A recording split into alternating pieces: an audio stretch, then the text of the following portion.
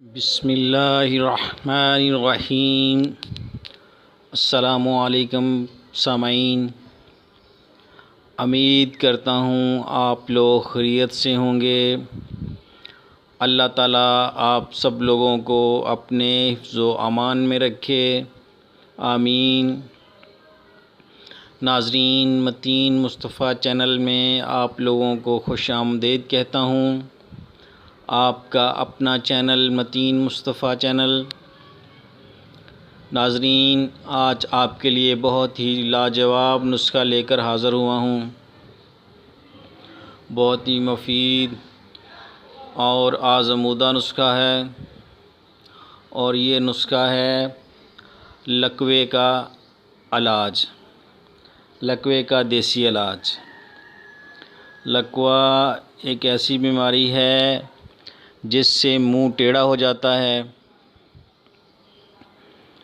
اور بہت بدصورت ہو جاتا ہے، نہ کوئی چیز کھائی جاتی ہے نہ پی جاتی ہے، نوالا منہ میں ڈالیں تو نیچے گر جاتا ہے، پانی بھی نہیں پیا جاتا۔ تو لکوے اور فالج کے علاج کے لیے بہت ہی مفید اور اچھا نسخہ ناظرین آپ کی خدمت میں لے کر حاضر ہوا ہوں۔ اس کی بہت سی وجوہات ہیں، بلڈ پریشر شوٹ کر جانے سے، ہائی ہو جانے سے بھی یہ فالج اور لکوا ہو سکتا ہے، اور بھی کئی وجوہات ہیں۔ بلڈ پریشر کو کنٹرول میں رکھنے کے لیے لوگ بہت سی میڈیسن لیتے ہیں، لیکن پھر بھی جب بی پی ہائی ہوتا ہے تو کوئی نہ کوئی وہ اپنا کسی نہ کسی چیز پہ سائیڈ افیکٹ چھوڑ دیتا ہے، تو یہ لکوا بھی انہی میں سے ایک ہے۔ تو ناظرین، میرا نسخہ نوٹ کرنے سے پہلے میرے چینل کو سبسکرائب کر لیں، بیل آئیکن کا بٹن دبا لیں اور لائک کر لیں، تاکہ میری ہر نئی آنے والی ویڈیو کا نوٹیفیکیشن آپ لوگوں کو مل سکے اور آپ اس سے بھرپور استفادہ حاصل کر سکیں۔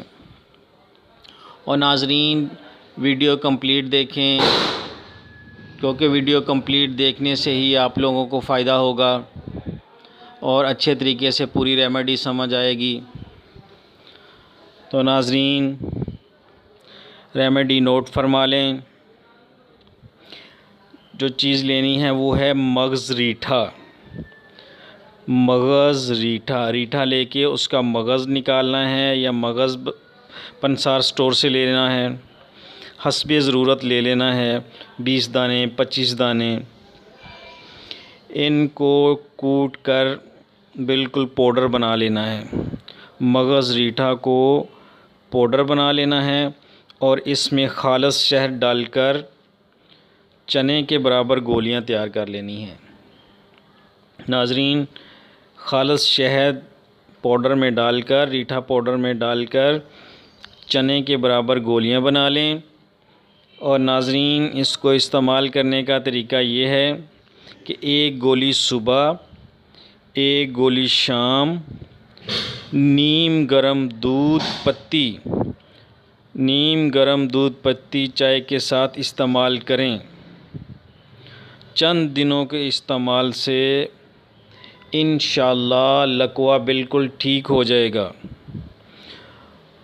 جن کو لکوے کا مسئلہ ہے یا جن کے کسی ریلیٹیو کو ہے، ان کو ضرور ٹرائی کریں یا کروائیں، تاکہ وہ اس سے فائدہ حاصل کر سکیں اور آپ خود کو نارمل رکھیں اور اپنی اس بیماری سے نجات پا سکیں۔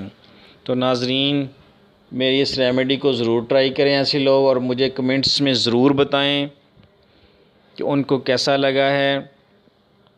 تو ویورز، آپ اجازت دیں اور مجھے دعاؤں میں یاد رکھیں۔ السلام علیکم، اللہ حافظ۔